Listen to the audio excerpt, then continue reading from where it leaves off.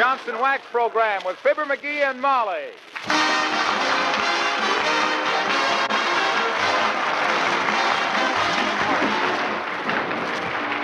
The makers of Johnson's Wax and Johnson's Self-Polishing Glow Coat present Fibber McGee and Molly, written by Don Quinn, with music by the King's Men and Billy Mills Orchestra.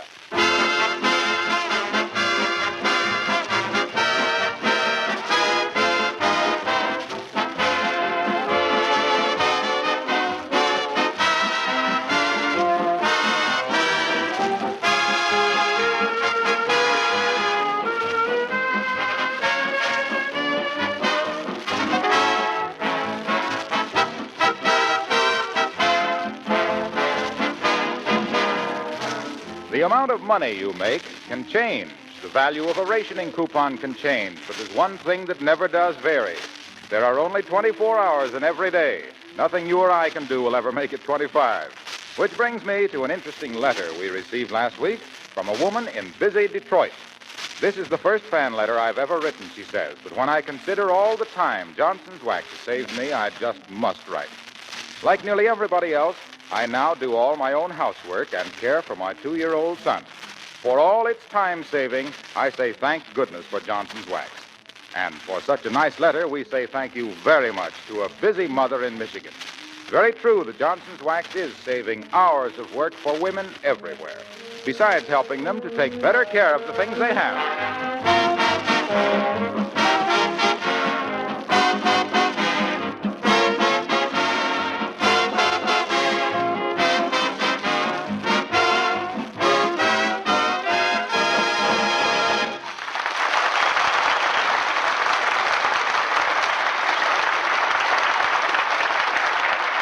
Well, it's been claimed that the female of the species is more deadly than the male.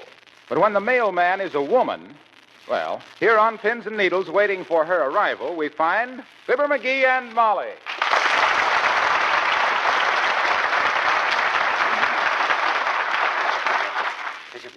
Oh, for goodness sakes, McGee, settle down. Oh. What are you expecting in the mail that's so important? Now, you wait and see. It's something that might change the whole course of our lives.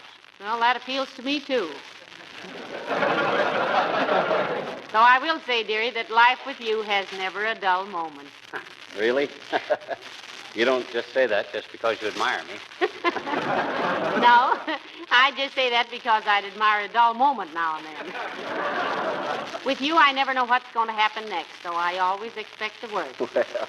And I'm rarely disappointed, in spite of the fact that I've lived through it, which is surprising when I come to think of it, which I try not to. Well, just the same, did you ever stop to realize what a person could do if he knew exactly how to handle every situation as it come up? Certainly. He'd go on information, please, and make a mug of Oscar Levant. You don't get me. I got you once. Do I have to keep doing it? Oh, listen, Molly, this is serious. I'm expecting something in the mail that's going to make me rich and healthy and smart. Heavenly days. Doesn't the government have enough criticism without you expecting miracles? Okay, scoff if you want to. Be right. But this is important. What if something happened that I could look into the future and know exactly what was going to happen to us? It'd be sickening. Don't we have enough trouble with what has happened? Who wants to peek into the future? Admitting for the sake of argument that you have one. Well, for instance, suppose I had advance knowledge that a certain stock was going to go up. Yeah, you said you had that knowledge in 1929, and what happened? We were broke for 4 years. Yeah, but there'd be no guesswork with this. I'd know. I could buy, say, amalgamated garbage can at 22, and ride it up to 49 and sell out. Clean up $1 million in 2 days. I'd corner the market. That reminds me. Run down to the corner market and get a can of beans. Take the ration book, dearie, and a loaded shotgun. Molly, I gotta wait for the mail because I tell you I'm... Oh, boy, here she is now. Mark this day down on the calendar, Molly. From today on, we're a success. You open the door, dearie. I can't do it with my fingers crossed. That I will. Come in, sis. Come in. Hey, Molly, it's her, all right. It's the baguette. So I see. Good morning, dear. Won't you sit down and rest your special deliveries? No, thank you, Miss. I've got to keep going and get back to the post office. There's a hole in the bottom of my mail bag. Really? The mail must go through. Yes. That's our motto, Mr. McGee. Huh? Oh. That's very good, sis. Very good. We almost made a joke. Well, what you got for us this morning? Let me see what I have for you, folks. Ah, yes. Here's that card from your Aunt Sarah, wishing you a happy George Washington's birthday. Remember? Ah, never mind, Aunt Sarah. That skin-fisted old tight flint. Now, McGee, stop talking like that about Aunt Sarah. She's a very generous person. Yeah, she'd give you the back off her shirt. Why, that old miser believes in reincarnation just so she can leave all her dough to herself. Come on, sis. Come on. What else you got for us? I'm expecting some very, very important mail. Oh, stop trembling, McGee. Anybody think your life was at stake? And what I've seen of your life, it's a pretty tough stake. I'm afraid that's all I have for you this morning, Mr. McGee. Oh. But, no, here. You probably won't want this, though. It's just a circular. Let's see it. Hey, this is what I've been waiting for. Oh, boy, now we're getting someplace. Thanks, sis. Remind me to put in a good word for you with the Department of Labor. I work for the Post Office Department, Mr. McGee. Well, what do you call that? Amusement? You should be more polite with the mail girl, McGee. She has a hard job. Put your career into affinity with the universe. Put your future into rhythm with the psychic forces. McGee, I was speaking to you. Huh? Oh, how do you do? Let the stars foretell what fate has in store for you, and put yourself in tune with the infinite. Your astral plane. McGee. Huh? Oh, hey, look what I got. From the You Can Be What You Want to Be Horoscope Company. The key to success in 25 pages of wisdom. Distilled from the ancient Egyptian system of astrology and perfected by modern methods of character analysis. And all for 27 cents. Including postage. And just what did you get for your 27 cents, Taurus? I ain't Taurus, I'm Scorpio. Taurus is the bull. So is Scorpio, if you ask me. Look what the envelope says. Your complete character analysis tells about my health, business, marriage, friends, lucky days, lucky numbers, when to plant corn. Did you say something? Is it necessary? When to go fishing, my 72-year life cycle and special forecast for every day of the year. Well, what they do when your 72 years are up? Come and shoot you? You wait. Now, let me see. Scorpio. Wherefore art thou Scorpio? And when do you go to the store for a can of beans? Don't say anything in my horoscope about going to the store. Now, let me see. December, January, February. March. Huh? Oh, okay, I'll get the beans. I'll be right back.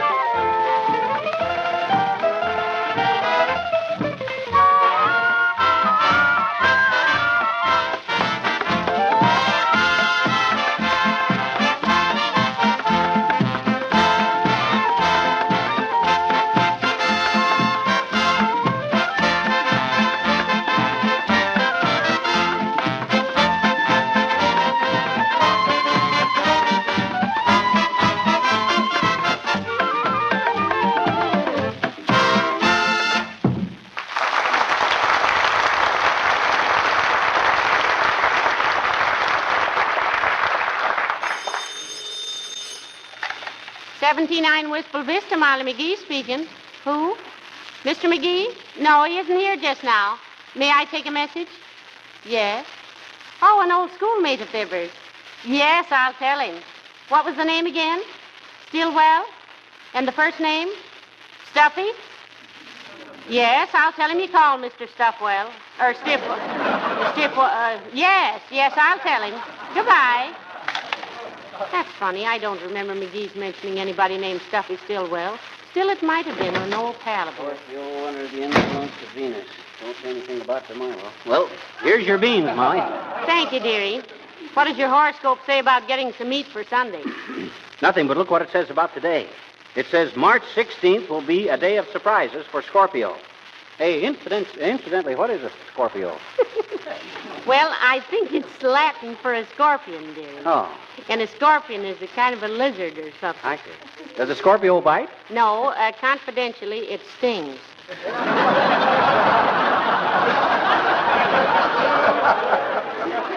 Go on with the reading. Okay. It says March 16th will see the payment to Scorpio of a long overdue debt by an old schoolmate. I don't know what that means. I can't think of any old schoolmates that Oh, owes... heavenly days. I almost forgot, McGee. Huh? An old schoolmate of yours called up while you were at the store. What? He did? Who was it? He said to tell you Stuffy Stillwell called. Stuffy Stillwell. Well, I'll be old Stuffy Stillwell. Now, there's a guy that What? I can't quite place.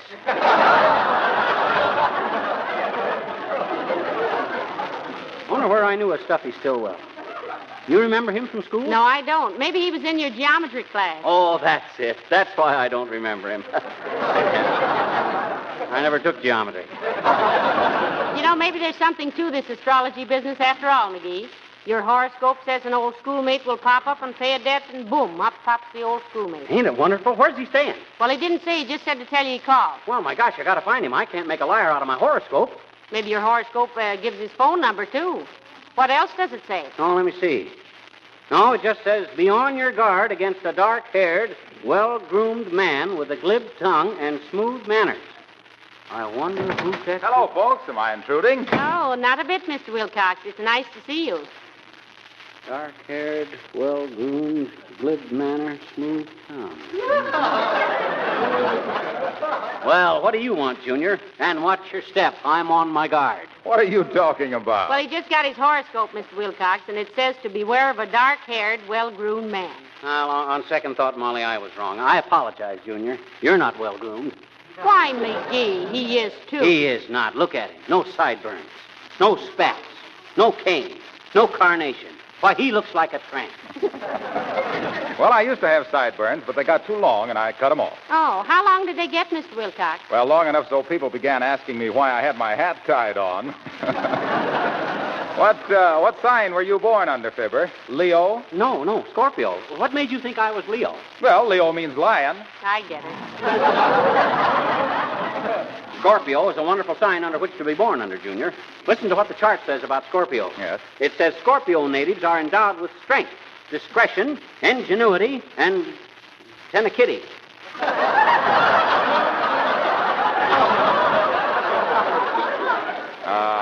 What was that last thing you're endowed with, chum? Tenacity, see? Says so right here. McGee, that word, dearie, is tenacity. Oh, well, I know that. I was giving it the Egyptian pronunciation. All this astrology stuff comes from the Egyptians, you know. Sure, their mummies done told them. Oh. Let me up. Well, I'm sort of a believer in that stuff myself, folks. Are you really, Mr. Wilcox? Sure, let me show you. When did you buy your kitchen linoleum? In what month? I got a suspicion that this is leading us into that certain thing, Junior, but we bought that linoleum in 1938, the end of January. Does that prove anything? Why, certainly it does. January 20th to February 19th is Aquarius, the water bearer. That's right. And how does linoleum bear water? Uh-oh. Because smart housewives protect it with Johnson's self-polishing glow coat. Keeps it from drying out, losing its color, and getting scuffed and scratched. Now, when did you buy your last container of glow coat, Molly? Well, now, let me see. I don't remember, but we'll need some more at the end of the month. 1st of April. What's that? That's Aries, the ram. That's right. Ruled by the planet Mars.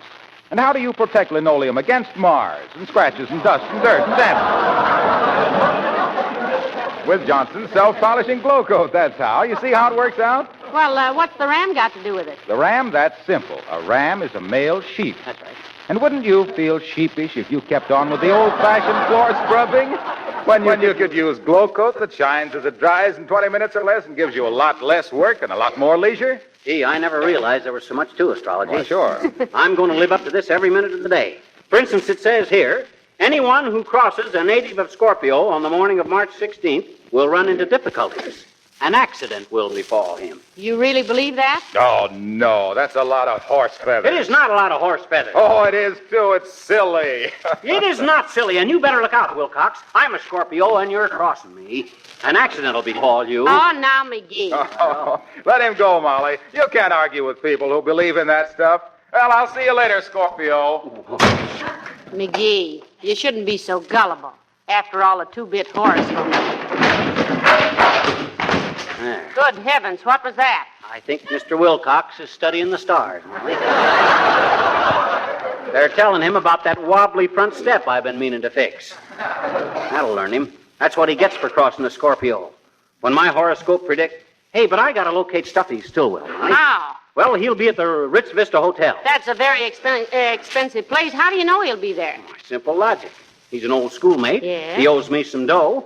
When I went to school, I never had much dough. Therefore, it was a small amount he owes me. Who likes to dish out their dough in small amounts? Rich people. Where do the rich people stay? At the Ritz Vista. And besides, it's the only hotel in town. Give me the phone. McGee, sometimes I think you're almost as smart as you claim. Here. Thanks. Hello, operator. Give me the Ritz Vista ho-ho. Is that you, Mert? Oh.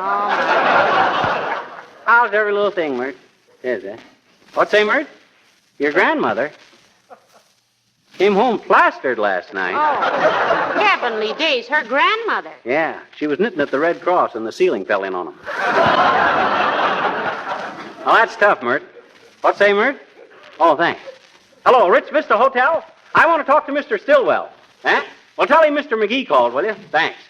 Stuffy's gone out, Molly. You know, I think I remember him now. I think I do, too. Stuffy Stillwell. Yep. He was the boy who broke his clavicle when he fell off his sled on Underwood's Hill. Wasn't he? That's the guy. That's the very guy. And you know what? What? I loaned him 37 cents once to pay a fine on some library books. Yeah? And if he hadn't have paid that fine, he couldn't have took out any more books. Yeah. Then he'd have flunked every course. Why, that guy owes his whole education to me. I put him through high school. No wonder he's grateful. So you loaned him 37 cents, which put him through high school. You betcha. Why didn't you give him an even $50 and send him to college? It would have been bad for his character. He'd have got so he depended on me. Would have been a dime here and a dime here and a dime there. Well, you study your horoscope, Scorpio. I've got to get things ready for lunch. Ah, there goes a good kid. I'm going to give her half of whatever old Stillwell gives me in his gratitude. Well, no, not half. I paid for the whole horoscope myself. Make it a third. Let's see, what's a third of $10,000? I can't divide that. Better make it a tenth. $1,000. Is she the lucky kid, though? I'll bet most guys wouldn't even get... Hot dog. I'll bet that's old Stuffy now. Good old Stuffy. Come in. Hi, mister. Oh, it's you, is it? Well, come in, but don't bother me, sis. I got some studying to do. Just got my horoscope from the You Can Be What You Want to Be horoscope company. Oh, Jim, you got a horoscope, mister? Yeah. Can I look through it once? Can I, please? Can I, mister, please? A horoscope isn't something you look through, sis. You're thinking of a telescope or a microscope or a periscope. A horoscope has to do with astrology. Oh, what's astrology, mister? Astrology, sis, is the science of forecasting events by the movements of the planets. Oh, my mama was doing that all morning, mister. Studying astrology? No, moving planets. Oh. She moved her geranium planets off the back porch, and she moved her tomato planets behind the garage, and moved her crocus planets. No. Look, sis, you're all mixed up. I know it. By planets, I mean the stars in the sky, like the sun and the moon and the stars. Oh. You see, everybody's life is influenced by the stars. Everybody is born under some kind of a sign. I know it. Mm-hmm. I had a puppy once, and he was born under a cigarette sign on the corner of 14th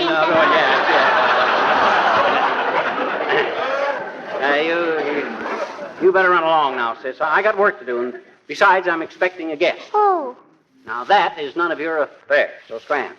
Can I tell you a ripple before I go, mister? You mean a riddle, sis. A ripple is a wrinkle on a river. What's the riddle? it that Russia and England and America and China have got that Hitler hasn't got? What has America and England and Russia and China got that Hitler hasn't got? Give up? Yes. So will Hitler. So long,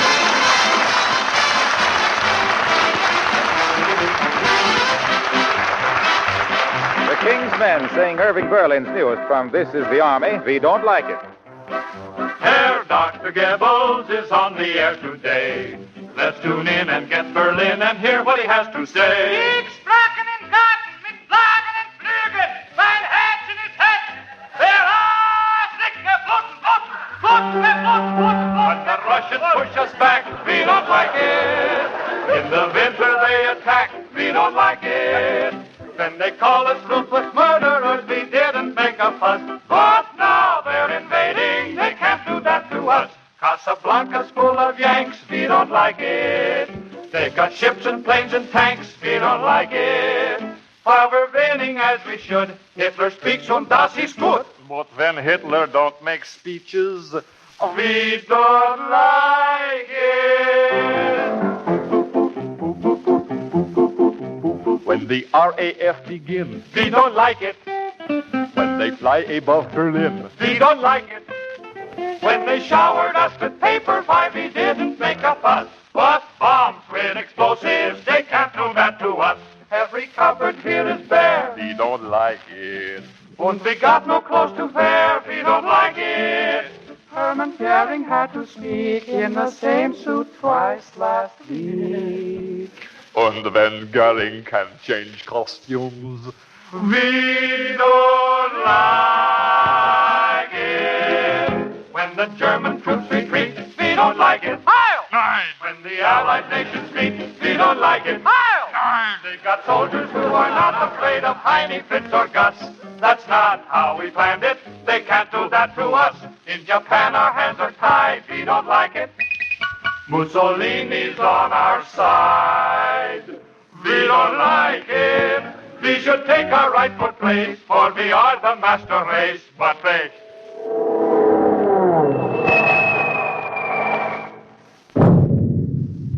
Right in our face. We don't like it.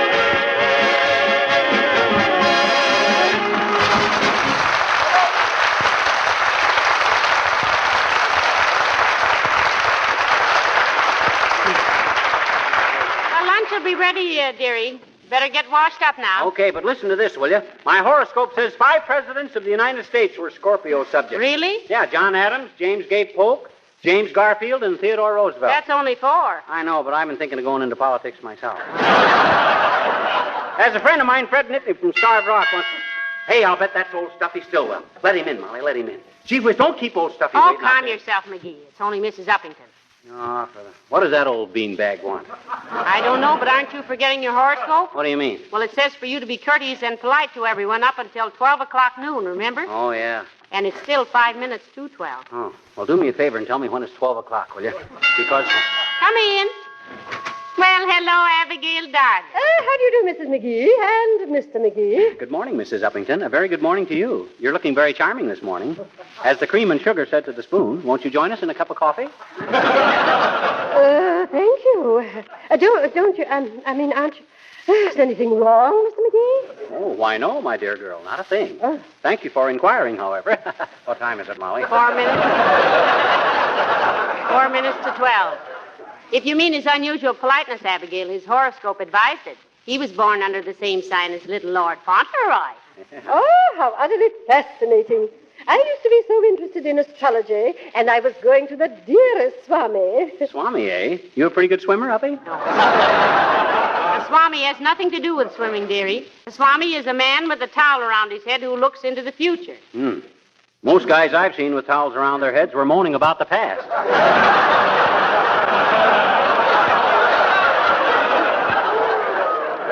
Do tell us more about it, won't you, Mrs. Uppington? I find it most interesting. What time is it, Molly? 2.5 minutes to 12, and don't overdo it, McGee. That phony smile shows more teeth than a hay rake. Oh, very amusing, my dear. But come, Mrs. Hugh. I should like to hear some more of your experiences in occult affairs. Well, it was extremely interesting, Mr. McGee. The Swami would look into his crystal. I looked into a crystal just this morning. Oh, what did it say? 8:30. What time is it now, Molly? 2 minutes to 12. Oh, good heavens, I had no idea it was so late. I must be going. Oh. I have an appointment at the beauty parlor at noon. Oh, don't go, Uppy. Gee whiz, not for a while yet, anyway. Stick around a couple of minutes. Why, Mr. McGee, how charming of you to insist, but I simply must be going, really. 1 minute and 45 seconds. Oh, come on, Uppy. Sit down a while. I have so many things I want to say to you. Oh. Can't you tell me later? That's the only time he can tell you. 1 minute to 12. Good gracious, only 1 minute to get to the beauty parlor. I must rush along. Good day, my dear. Goodbye, Mr. McGee.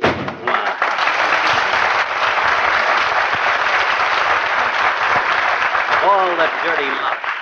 A half a minute more and I could have opened up on the old windjammer. But why, McGee? She hasn't done anything to you. I know that, but she rubs me the wrong way. You mean she ribs you the wrong way? Every time you get into an argument with her, she pins your ears back. And on you, it looks good. Well, if she don't... Hey, I almost forgot. I got to find Stuffy Stillwell. Seems to me you're getting awfully excited about a loan of 37 cents. You think he's only going to pay me back 37 cents? You realize what the compound interest is on 37 cents for over 20 years? Why, it's around $10,000. How do you know? That's just a rough estimate. Might be more for all I know. But when a rich millionaire like Stuffy Stillwell decides to come... Come in. Does Mr. Fibber McGee live here? I am Mr. Stillwell. Well, I'll be a good old Stuffy Stillwell.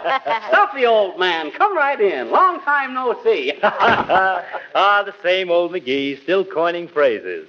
And my goodness, isn't this little Molly Driscoll? Molly Driscoll as was, Mr. Stillwell. Molly McGee, now won't you sit down? Sure. Sit down. Let's talk over old school days, eh? Remember the time I loaned you that 37 cents to pay your fine at the library? No, I don't remember that. What? You don't? Well, then why? I mean, my horoscope says you... Well, well, you sure look like you've done all right in the world, Stuffy, old man. Have much of an income tax this year? Don't be so subtle, McGee. You know, Mr. Stillwell, it's a funny thing, but Fibber's horoscope told him an old school chum would show up today and repay an old debt. Isn't that strange? Oh, I don't know. That's exactly what I came for, Molly. Forget it, Stillwell, old man. Shucks, what's 37 cents? What if it did let you complete your education so you could go on out in the world and get rich? What if it was the turning point in your life? Gee whiz, I'm proud to be responsible for your success. I don't remember any 37 cents, McGee. All I can remember is the time I was sliding down Underwood's Hill on my sled, and you hit me with a snowball and knocked me off the sled, and I broke my collarbone. I told you it was his clavicle, McGee. And I was laid up for 2 months. Yeah? And I swore if I ever caught up with you, McGee, I'd pay you back for that. Now, here you are. Oh, heavenly days. If he wants to make anything of this, Molly, he can see me at my office in New York. I am president of the You Can Be What You Want to Be Horoscope Company.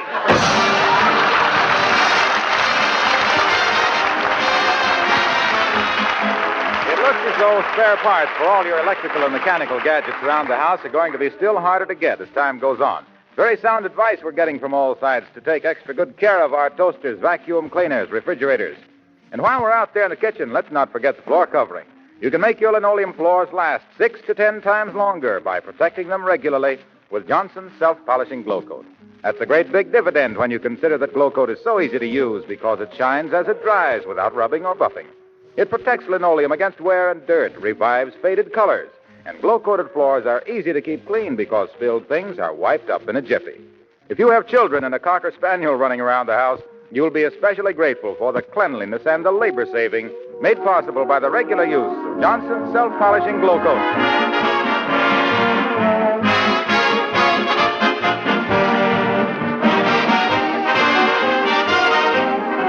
Does your jaw still hurt, dearie? No, not too bad. That guy sure packed a wallop, don't he? Yes, and while you were still unconscious, he came back and left 37 cents for you. What, no interest? He said that he really intended to kill you, but he saw your elk's tooth and realized you were out of season. Okay. Good night. Good night, Al.